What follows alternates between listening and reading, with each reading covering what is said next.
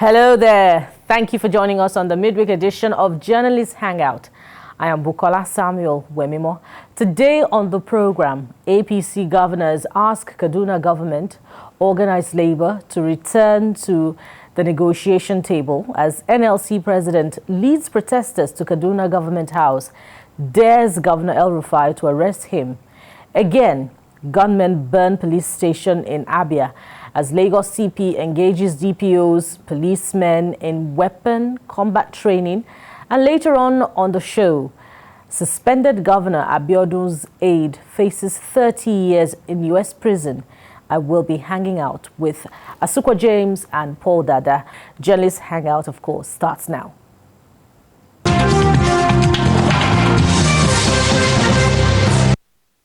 Now, as the tussle between the Nigeria Labour Congress NLC and the governor of Kaduna State, Nasir el-Rufai, continues, some are trying to mediate.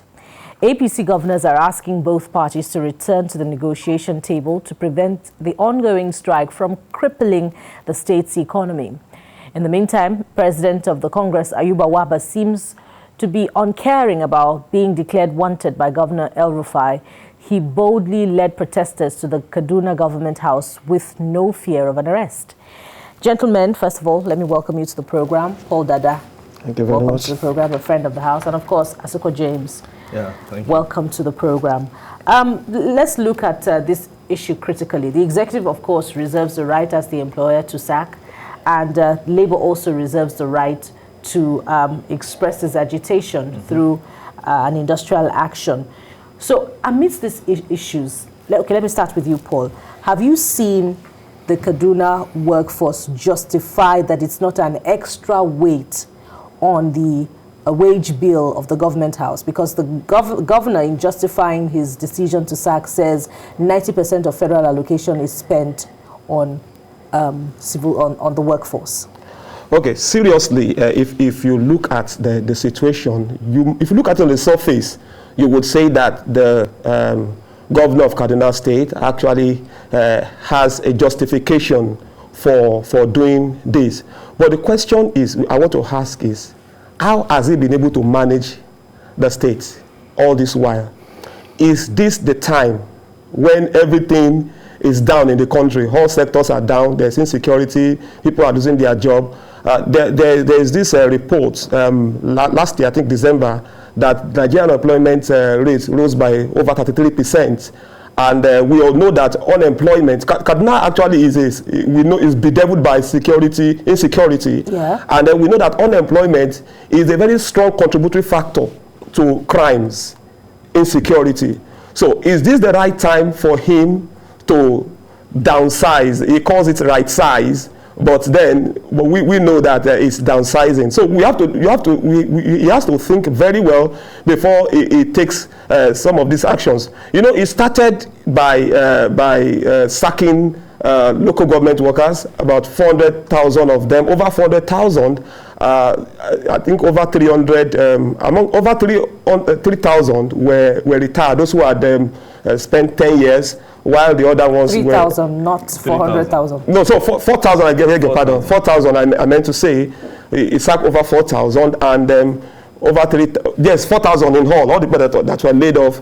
And then he's also thinking of, he also took the decision to lay off 7,000 workers. The truth of the matter is that he has to find a way to manage the situation. The sacking of the workers is ill-timed. Now, even if you are disengaging workers, what alternative plans do you have for them? You know, already you have some serious issues to deal with. Yeah. You are adding to your problems. Yeah. You are adding to your problems. So it's a very long time. You know, there was a local government, one of the local governments, when they got their sack letters, they were crying. They were in tears. How do you want them to feed their family? What's the alternative you have for them? So it's a very ill time. It's an ill-conceived decision. It's bad from every angle you look at it. It's not needed, not at this time. And again, we can even ask him also, say, okay, what about you cutting down the cost of governance? What about you cutting down the cost of government? Because many times, political office holders, they say people should adjust and all of that. But they don't have, they live in flamboyance, they operate, they have so many heads, heads that have heads, and maybe heads of heads of heads. It doesn't make sense. So, Governor el-Rufai didn't do well at all at this time. It's very wrong. Asuko, do you have the same views concerning the same question? Well, definitely we are going to share the same views over it.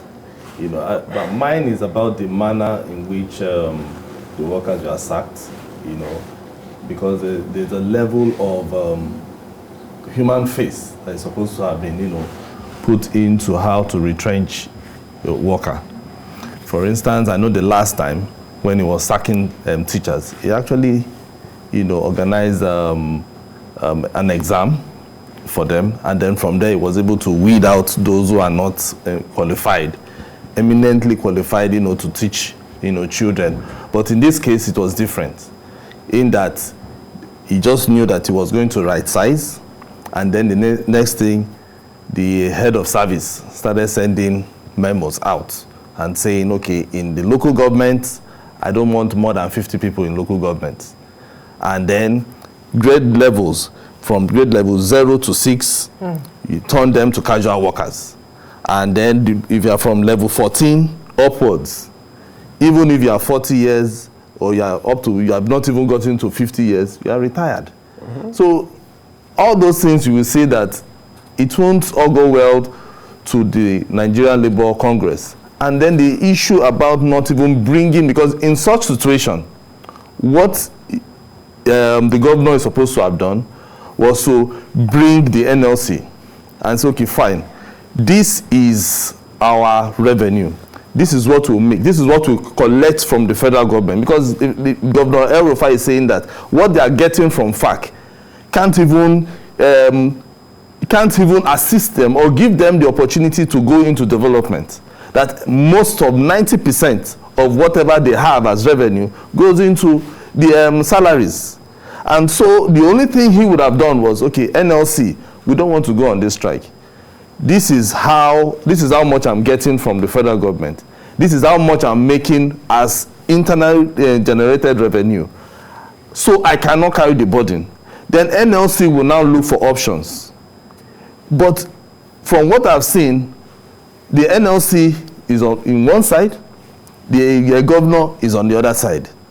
Nobody has come to the negotiation table to say, let's come to a compromise. And that is where the people, because most families now are going to suffer. If not, they're even suffering today because already banks are closed. The railway station, if you are going to Kaduna, before you used to be going from Abuja to Kaduna using the railway is shut, electricity down. So it's like Kaduna is just in total shutdown, And so the governor has to, I'm not saying he had, because I know Governor el-Rufai, even when they started since Sunday, I knew that he was not going to budge. I knew he was, because I know the kind of person he was. When he was minister in Abuja, we knew what he did in the FCT, So, and anything Governor el-Rufai sets his mind to do, he goes all out. So, the only person that can assist and help in this situation, now the APC governors, they've waded in. The federal government has also done the same.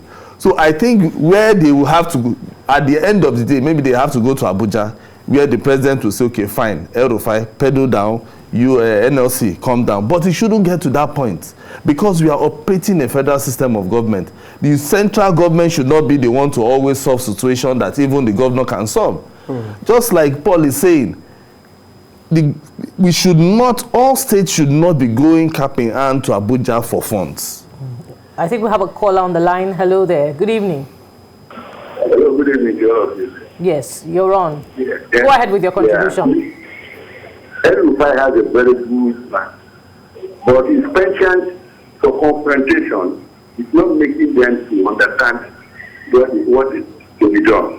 What to have done was to have called, we are called not only Kaduna State, we are called the whole country to see the problem we are facing. All the money is generated from oil, from tax, from everything, They are using it to pay salary. Unfortunately, we lost that call there.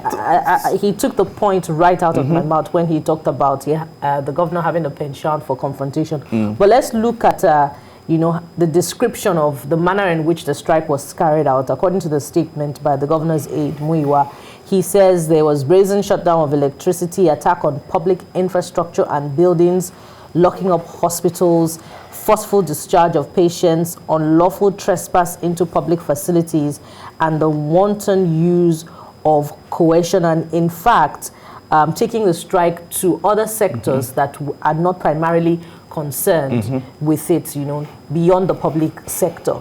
Asukwa, is this exactly the pictures that we're getting? Does it depict the pictures that we're getting from Kaduna State? No, that is what we are getting. That is what we are getting. Okay. Don't forget, even yesterday, the governor actually sacked 3 nurses, accusing them of removing oxygen from a 2-month-old baby. So that is the hospital. Flights are not going to Abuja to Kaduna. Like I told you, the power station, because the Nigeria Union of Electricity Employees, they were even the first to even say they are going to shut down completely. So the thing is, do you see this as extreme on the part of Labour? Well, is extreme. Is something that I keep saying. If everybody cannot be shouting and shouting at the same time, at least somebody has to tone down a bit to listen to the other person. And that is the problem we are having in Kaduna. This person is shouting, this person is shouting. Somebody has to calm down and say, okay, fine. Where do we meet? Because there have to be a meeting point for both parties. You can't sack 7,000 workers, particularly in a state that is bedeviled by insecurity. The Greenfield University students are still out there. They've not been released. We don't even know their fate. So even you cannot even travel by road from Abuja to Kaduna because of insecurity. So you cannot, as a governor, say, okay, fine, you want to sack 7,000. It means that you're sacking 7,000 plus. Because they will definitely have people that they were fending for. So it means that how are those people going to survive? So the governor has to sit down. I know he means well, for the states, because I've heard a lot of things that he has been doing in terms of capital infrastructure. So what he needs to do is to sit down with Labour. He can't distance the Labour. He can't leave the Labour on one side and say he wants to, begin to do things by. No, he has to call Labour to the negotiation table, and then they can see how they can. Because you can't tell me that out of the number of people or workers that you have, you want to sack everybody. No, it's not possible. There will be some people who would have been victimized one way or the other in that sack. There will be some people who might, if you do not want, if, for instance, somebody has an idea in engineering and the person is maybe in the Ministry of Information, you can move the person to another ministry. So you can always juggle it like that, and then from there, everybody will be happy. Rather than saying outright, sack for 7,000. Buki, we are going to continue to have this problem. Where there is this socioeconomic situation and there are no alternatives. No alternative. As Paul had said earlier. Now to the approach of the governor. The caller talked about his penchant for confrontation, and Asukwa says he has a reputation from his days as minister in Abuja. Do you see him coming to the negotiation table with Labour, or would the APC or the federal government have to wade in by sending a delegation, that will sort of put forward an olive branch to either party so that they can come to a middle ground on this matter? It will be very shameful if the federal government has to do that before normalcy returns. It will be very shameful if APC has to do that. Already, the APC Governors Forum reacted, and advised that they should discuss. You see, Governor el-Rufai, like that caller said, has penchant for confrontation, and it's not good. He needs to remember that he's not the smartest person in Kaduna. He needs to learn to listen to people. He needs to understand that he's not an absolute monarch. This is a democracy. You must, you see, there's a way you need tact, you need diplomacy as a statesman, as a governor, as a political leader, as a leader of that state. You can't just be sticking to your, sticking with your gun all the time. The same thing is doing with, you say you're not negotiating with you say you will not negotiate with, okay. We have a caller on the line. Good evening. Good evening. My name is Kesandro and I come from Imo State. Okay. Yeah, go ahead with your contribution. You might have a genuine case, but the way you present it will make you lose it. No matter that, I cannot actually carry everything along. But the truth about it is that, see, we're talking about insecurity in this country, and it is caused by, to a large extent, unemployment. So all these people you are pushing out of the civil service now, you're pushing them into the streets to do what? And now this protest that is happening, we're saying Kaduna is not, you're making people to come on the streets to protest. Let me tell you, has the governor actually cut that their salaries? How many commissioners is he operating with in that particular state? And let me tell you, the money that you use in paying one commission actually service hundreds of civil servants. There are some persons whose salaries are 10,000, 15,000, 25,000. But I know a commissioner will take home with millions of naira. These governors should try to be sensitive.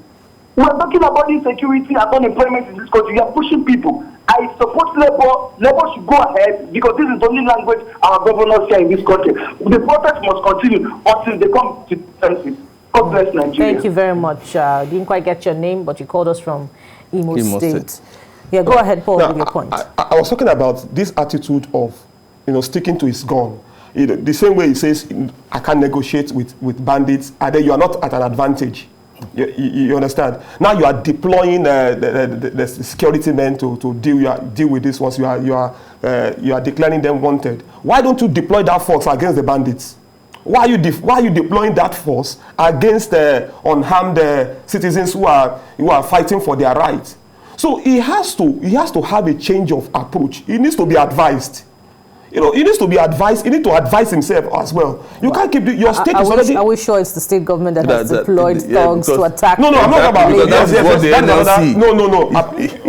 We have to be very sure. That's NLC. Okay. But that is part of the unintended consequences of this kind of thing. All of these are avoidable. Who are these thugs? What is that was the question. What's their interest? Whose interest are they protecting? Why are they? Somebody somewhere organized them. I'm not going to accuse Governor el-Rufai of doing this. You understand what I'm saying? But I'm talking of the aspect, the aspect of him, declaring some people wanted, and offering handsome reward. Please offer that handsome reward for anybody who can help us get bandit leaders. It's not for somebody who is protesting, saying that it is not right for you to sack workers at this time. Otherwise, the problem you already have in the state, problem of insecurity, is going to double. Because people must find a way to survive.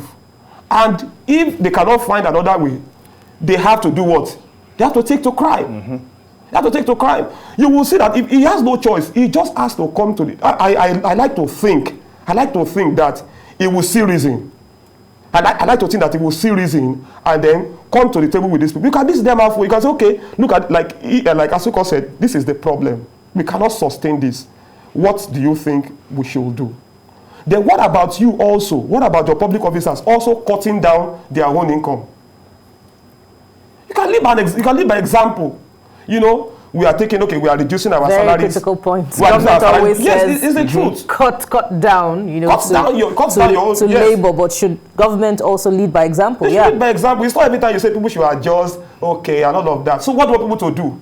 What do you want a man who depends, for the head of a family who depends on that job to do? Who has school fees to pay? Who has to feed his family? So what actually do you, yes, a lot of bills. What do you want him to do? Where do you want him to get income? How do you want him to survive? So the protest will continue. The protest will definitely continue until something gives. So what's going to give now? Labour is saying that, Nupeng, there's a good chance of a bigger strike if Waba is arrested. Nupeng will go on strike. So do you see, in the same vein, the governor shifting ground, or there will have to be a more solid intervention from the federal government? I think the federal government has to intervene. Luckily, the minister actually released a statement yesterday, and the way he was sounding was like, okay, fine, we are going to intervene. And we don't want New Peng to, to go into it, because by the time they go, there will be long queues. In fact, from what I know, fuel has not been going to Kaduna since Sunday. So nobody is actually taking fuel straight to Kaduna again. So it means that when they say two elephants are fighting, it is the grass that suffers. Kaduna is in a precarious state. It is always the residents that is always suffering. And that is why we are always saying that when government begin to say the money that is coming from the central government is not enough, they have to start thinking of other ways. Not always hitting because it's like the working class are always the sacrificial lamb. You have your aids, you can reduce your aids. If you see how a governor is always moving, they move like with 10, 15 cars.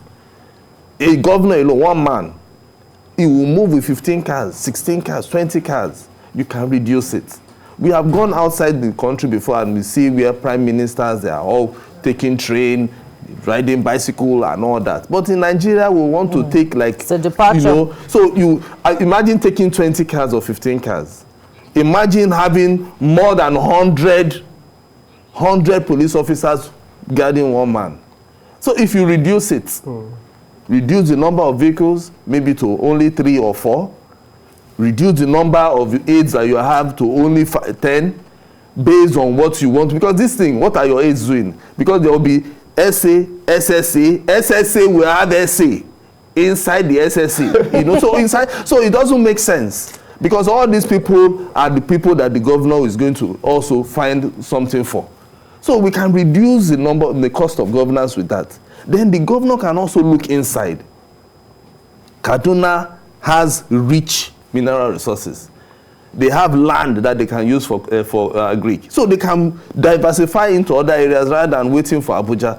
So we do not want the New Peng to start thinking about going on strike. Because if, for instance, because he actually quoted the law yesterday, the Miscellaneous Act, against Waba. If Waba is arrested and New Peng make good their threat, we are in trouble. Because it means in Lagos, Abuja, and the whole federation will be shut down, and which is what we don't want. Because already, from all indication, if after 5 days, the NLC goes back to their committee, the committee level at the national level, and they see that they did not get what they want, they can call for a nationwide strike. Exactly.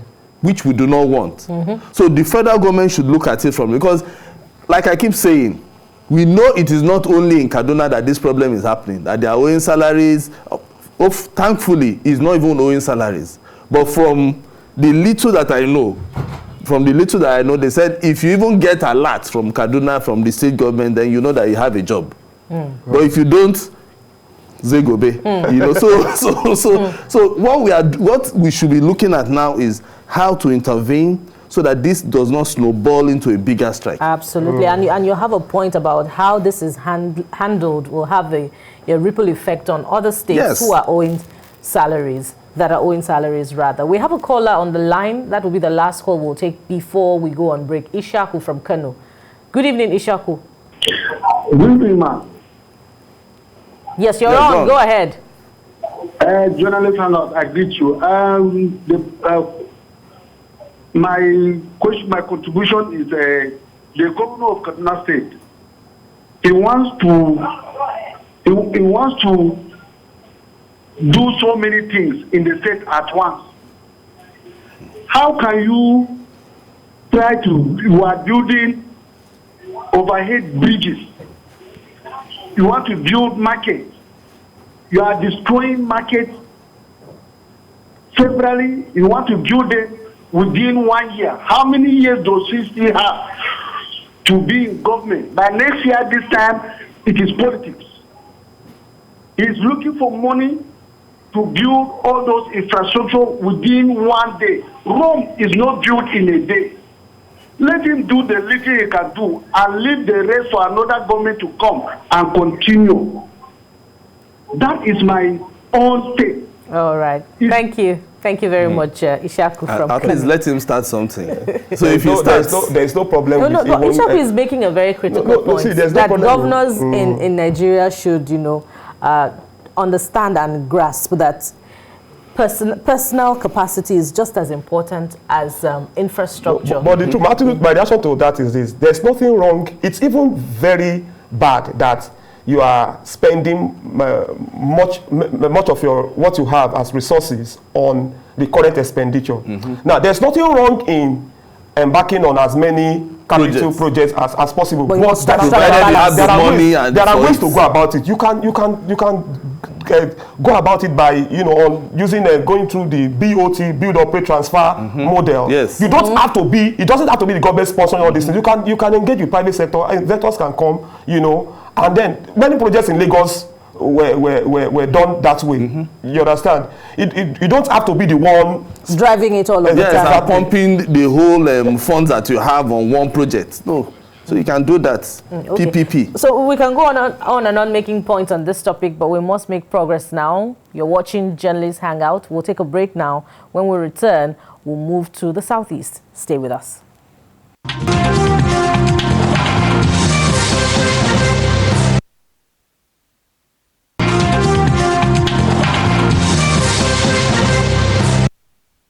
This is Journalists Hangout on TVC News. Again, a police station in Abia State has been burned. The attack by unknown gunmen in Apumiri police station left 2 policemen dead less than 1 week after the Bende Divisional Police Station was attacked and burned.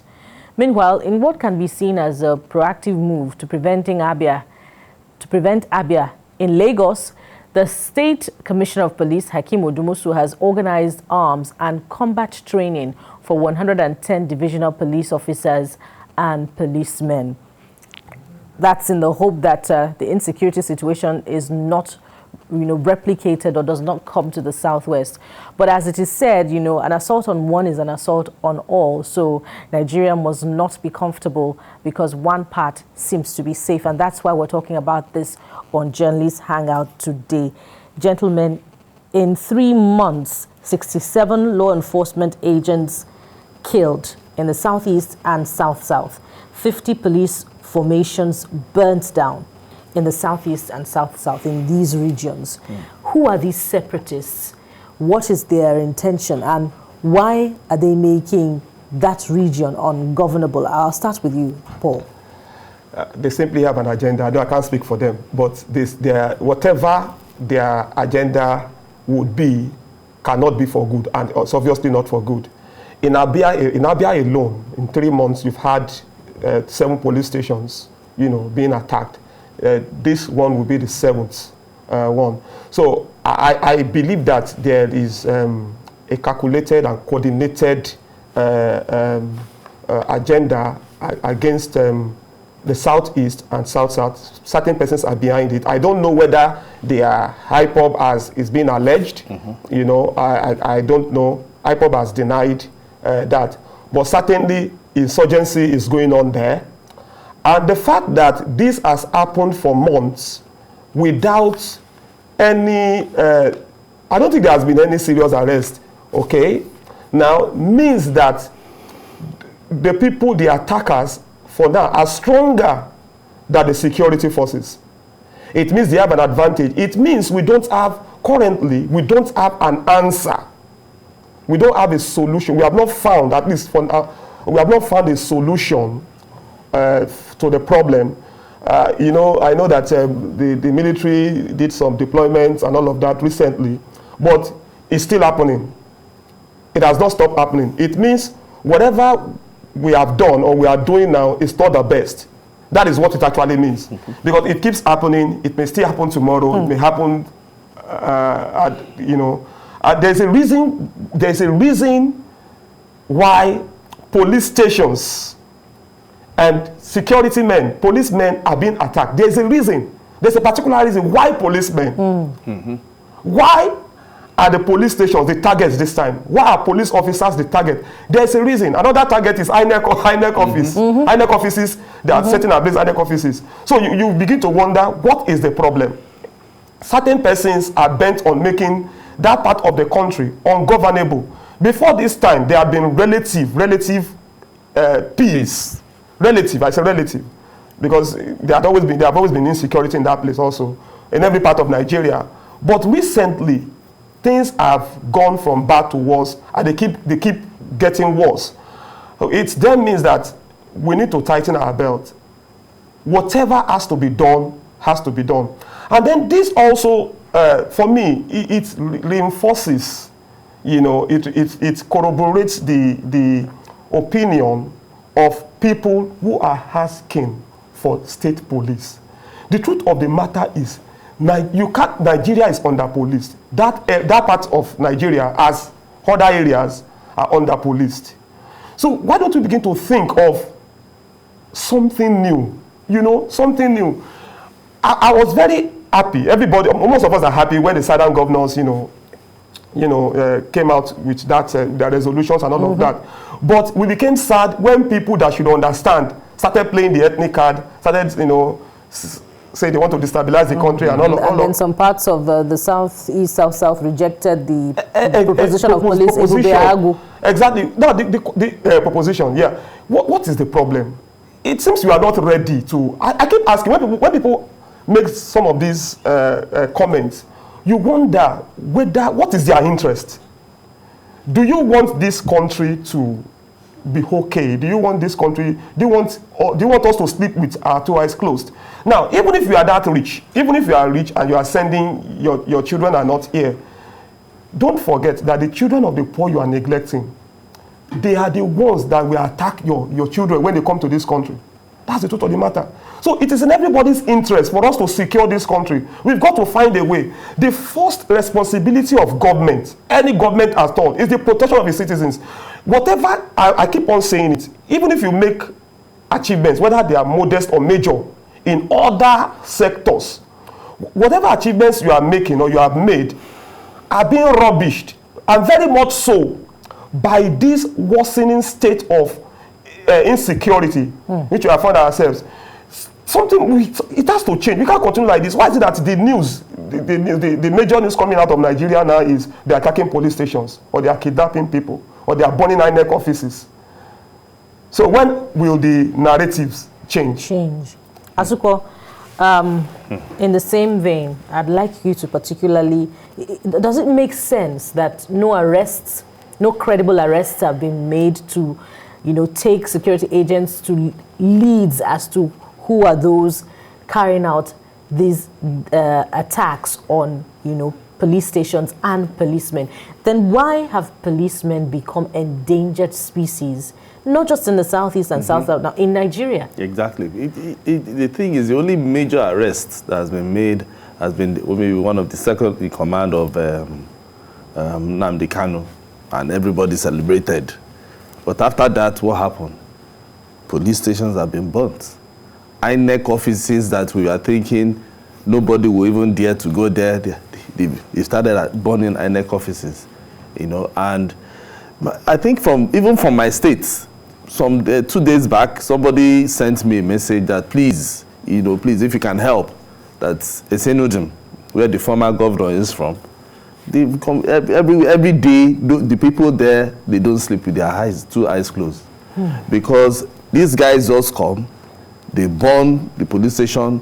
Anybody they see there, they loot, and then they go away.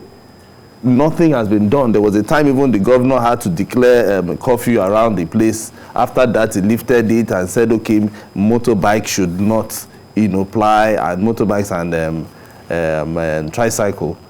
He gave them a specific time for them to move and things like that. After that, nothing more. But yet, attacks have been going on. People have been killed. In the southeast, it's just like every day you wake up, you are waiting to listen, to hear the news. Something was going to happen. If it's not in Abia, it will be in Imo. If it's not in Imo, it will be Ebonyi. Rivers. And in rivers like that, it's just going round and round, just like that. even up till today, I keep saying it, because we have failed to do what we would have done in the past. That is what is haunting us now. What is that? That question you asked. When Boko Haram was disturbing, when bandits were kidnapping and everybody, not one major arrest whereby we will say this is the key person that is causing this problem, that is not making us sleep. This is the key person. And then that key person will be the one that will now tell his members to come and then repent so that we'll have peace. Not one. And that is the same thing that is happening in the Southeast and the South-South. We have not made any major arrests that will say that this is the person that will now say, my guys, is enough. Come and lay down your... It happened during the amnesty period, when the likes of Boylov, Asari Dokubo and the rest, before now gave them, they repented truly, and they dropped it, and then we had relative peace. But in this case, we do not know where they are coming from, and I want to bet with you, Buki. I'd like us to look at the IPOB angle, but we have a caller on the line, Joshua. Good evening. Yeah, good evening to you all in the studio. Good evening. Yeah, Good evening. Go ahead.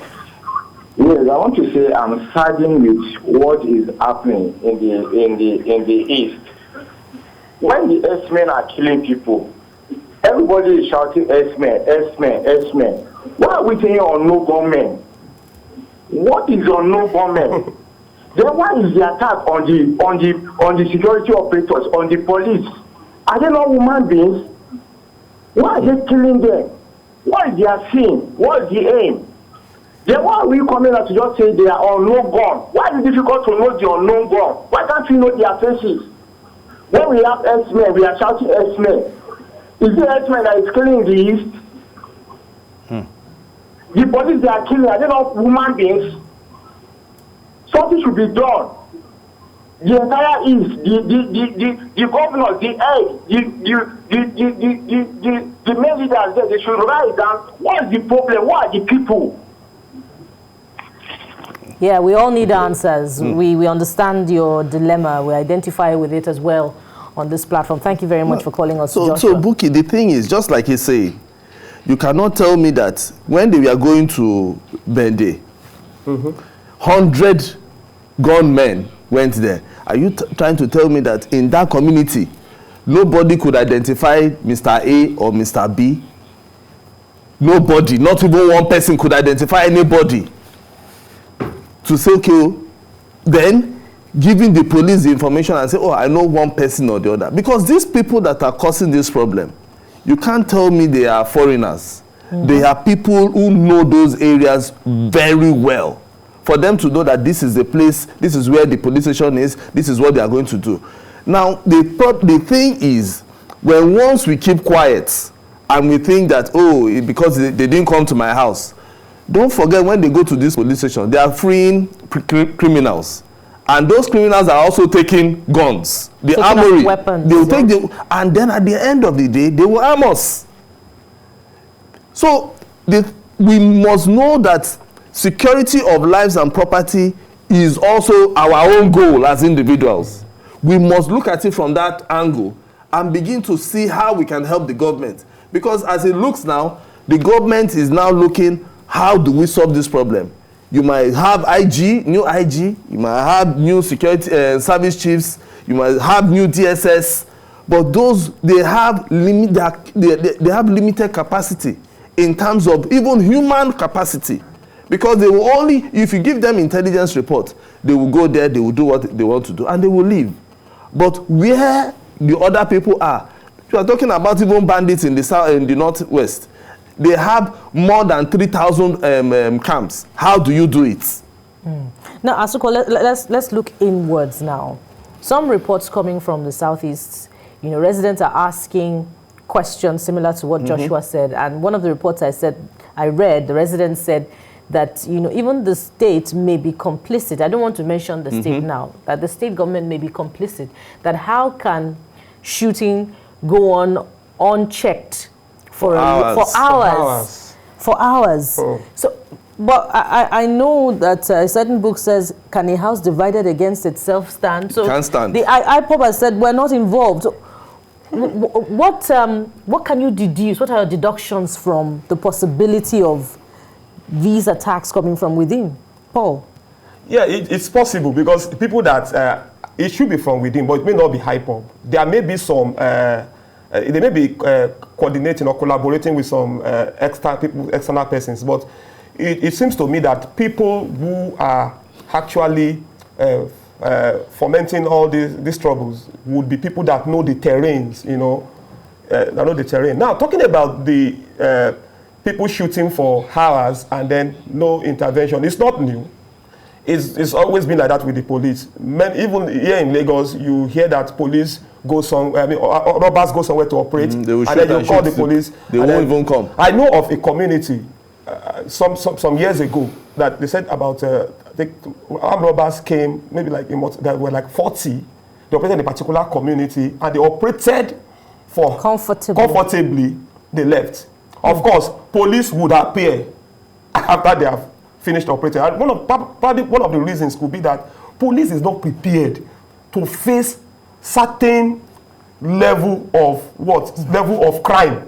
You understand? They can't face it. They can't confront it. They can't confront such some criminal attacks. They are not prepared. They are not equipped to do so. So most times they also want to run for their lives. They are family men. They are not equipped. That brings us to Lagos. Well, the Southwest has had its fair share of, insecurity. But Lagos State Commissioner is now being proactive and has organized, combat training for its agents, its recruits here in Lagos. How much difference will this make? Well, it will make a lot of difference, but I want the commissioner to bring it down, because I know the Lagos State, they also have neighborhood watch. They have vigilantes. So if they can bring it down, I'm not saying they should go and give them guns to shoot, but at least there's normal combat training should also they should also give them those combat trainings, so that even if there's any issue around the communities that they are gathering this intelligence, they should be able to, keep those criminals down before the police will come and do the arrest, the major arrest, So it's good. And I hope other CPs will also take a cue from it. It's not just being CP for CP's sake. You must bring new ideas. I want a situation whereby the CP will also introduce technology into his training, because I can see that he really wants to, make impact. Because in Lagos, there are some places people are complaining about, even kidnap, that we don't even used to hear before, but we are hearing of kidnap now. So the CP should start looking at that particular angle, whereby even the neighborhood watch, the vigilantes, people who need it, even individuals, there will be some individuals, some residents who want to even be involved in combat training, you can give them, So, if we want to go back... What about intelligence? Remember, before the siege on the Southeast, there were reports that such things were going to happen, hence the accusations afterwards that the governors did not in Lagos, react. We have neighborhood watch, and that is what this Ibubiagu is supposed to do too. And that is what Amotekun is supposed to do. So the CPs can make use of these new outfits, these new security outfits, for them to gather intelligence and nip this crisis even before it happens. Because if they don't do that, we'll keep having police stations being burnt and criminals walking left, right, and center. We don't even know. There was a time during the NSAS that somebody who was freed in Benin prison went back to go and kill the people that actually, put him in jail. So we do not want such things to happen. We need to avert this, because very soon it's going to be an organized crime, and we need to be very, very careful. Leaders for the Southeast and the South-South, I have not heard the so-called prominent leaders coming out to condemn these attacks that have been happening. They must come out to condemn these attacks, because you can't say that they don't know or they don't hear that these things have been happening, because they've been silent about it. We need the prominent leaders to come out. It is not only when it happens to Buhari is not doing one thing, they will now issue statements. enough is enough. We want our South-South and our Southeast leaders to condemn these attacks. Absolutely. This takes us to our next topic on the program, and it will be the last. A senior special assistant to the Ogun State Governor, el-Rufai, faces up to 30 years in prison if he is convicted of wire fraud. The criminal complaint alleges that Rufai used stolen identities of more than 100 Washington residents to file fraudulent claims with the ESD for pandemic-related unemployment benefits. Rufai was arrested on Friday at the JFK airport in New York, United States of America, on a criminal complaint of wire fraud for his scheme to steal over $350,000 in unemployment benefits from the Washington State Employment Security Department. The acting U.S. Attorney, Tessa Gorman, announced that Rufai is scheduled for a detention hearing today. I don't even know the first thing to say about this report. Well, it's an allegation. Let's leave it like that. It's an allegation, but I know that... but why were you found wanting in the first place? Exactly. It's an allegation, but if it is true, it's a shame. Serious shame. Because you are heaven and head to a governor. I normally say something that once you become an aide to a governor, without even stealing, whatever you make legally in that office already guarantees that you are rich, at least to some extent. You can't be poor anymore. Even if they pick you, even if you are unemployed, and then if you have been unemployed and they give you an appointment. You know, people do all of these things because they don't have contentment, covetousness. So if a man of his caliber could be doing this, then it's a problem. It's a serious problem. And again, the image of Nigeria keeps getting dented. So it's battered. It's already battered. It's already battered. But people are just doing more, to batter it further, to dent it further, But kudos to FBI. It shows that's a country that has an institution that works. And I know that if that man is guilty, he will be convicted. He will not escape it. We've seen people, political office holders, that could not be prosecuted here. They could not be prosecuted here. Abroad, they get away with all sorts at home. They can't get away with it abroad. They got convicted abroad. And it's a shame. Our institutions need to work. Now, can our own law enforcement agencies discover this? Now, if they discover this kind of thing, will they do due diligence in investigation? Because, there are some cases that get to court, and then, many times, when courts acquit a defendant, it is not because that defendant is not guilty. It is because the prosecution has not brought evidence. They have not proved their case beyond reasonable doubt. I think a judge said that it is better to let the accused go free than to punish the innocent. So many times you have lack of diligent prosecution and all of that. But it will be interesting to see how this goes. But I know that if this man is truly guilty of what he has been accused of, he will not. He's going to have his 30 years. The thing is, before the FBI will say somebody is arrested, they would have done their due diligence. They would have done their work very, very well. So they wouldn't just go and pick you and then you go and bring one fine lawyer to at least the worst he will do is he will get his jail term. That is it. I think Nigerians should begin to look at some of these people. They are tarnishing the image of you and I that will want to legitimately go abroad, do our businesses and then come back. In 2019, 80 people were arrested for cybercrime. 77 were Nigerians. It was a big shame because I remember then it was like a slap. Nigeria? A slap on Nigeria. We haven't recovered from the hush puppy case. The hush puppy is that. Have you even forgotten Obi-Wan Okeke, the man that they even put on Forbes? 10 years. That one, he got his own 10 years.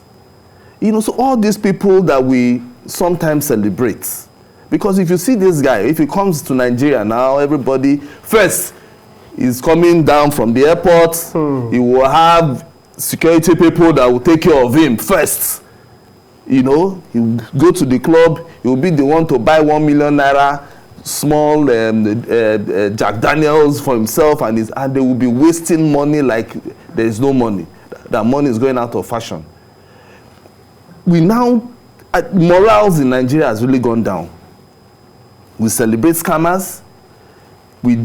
All sorts of people will come with money and then we'll celebrate them. So people like this should be, you know, used as an example. I know they won't stop, because don't forget some days back in Oshogbo, you know what happened? That Yahoo boys were the ones protesting. Can you imagine? They were the ones protesting, carrying AK-47. So this will not stop. So the government has a very big problem in their hands. On its hands. And don't forget, even the parents. Some parents are the ones even encouraging their children. But we need to bring, I don't know where our morals are. Haven't you heard of association of mothers of Yahoo? You know, there was even a time association of yes, there was a time even the EFCC busted and raided one training camp for Yahoo boys in Lagos. So we must on their children to come to come up with money. With money. You know, so parents should also know that they have to bring that down. As a parent, you must try and fend for your children.